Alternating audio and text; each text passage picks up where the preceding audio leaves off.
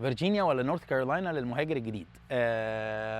فيرجينيا للمهاجر الجديد والمهاجر القديم. فيرجينيا احلى من نورث كارولاينا بكتير كعيشه وكمدينه وكسكن وكاكل وشرب وككل حاجه، ولكنها اغلى من نورث كارولاينا شويه.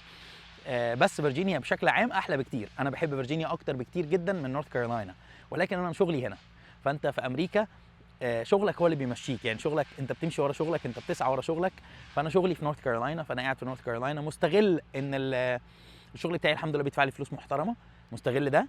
تاني حاجه مستغل ان السكن والعيشه رخيصه، فبحاول اظبط اموري هنا بسرعه عشان ابقى حر ان انا اتحرك بعدين في اي ولايه تانية. ولكن انا اموري متسيستمه في ولايه معينه. عندي بيتي، عندي حياتي، عندي حاجتي، لو حبيت ارجع في اي وقت عارف هرجع على فين. فدي الحاجه اللي انا عملتها، ان نورث كارولاينا رخيصه فاستغليت ده. جالي مرتب بيدفع لي، جالي شغل بيدفع لي مرتب محترم، فاستغليت ده في ان انا افضل هنا اوفر لنفسي اسلوب الحياه، وبعدين ممكن اروح اي ولايه تانية انا عايزها. فانا متنازل عن حبي لفرجينيا لمجرد ان انا اوصل لحته معينه في حياتي.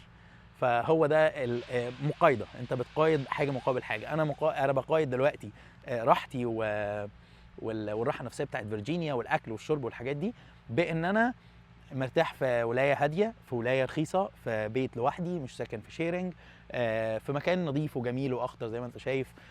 انا بحب الهدوء ده، بحب ده ومستغله. وفي نفس الوقت باجي في الويك اند او باجي كل 2 3 ويك اند اروح على فيرجينيا، اتبسط مع اصحابي، اقابل الناس، اكل اكل عربي، اعمل اللي انا عايزه ده كله. او في هنا مثلا في رالي او في كاري في اماكن عربيه كتير، بروح برضو رالي وكاري دي ساعه من هنا، فالموضوع بيبقى سهل.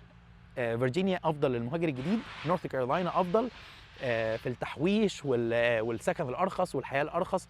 فلهذا السبب انا متواجد في نورث كارولاينا. ولو كان شغلي على فكره، لو كان شغلي في اوفيس في فيرجينيا، مع ان فيرجينيا اغلى، كنت هروح اوفيس فيرجينيا، ما كنتش هفضل في نورث كارولاينا، كنت اروح الاوفيس التاني. انا بحب فيرجينيا بشكل شخصي، فهي فيرجينيا حلوه جدا جدا جدا، ومن افضل الولايات اللي هتعيش فيها في امريكا.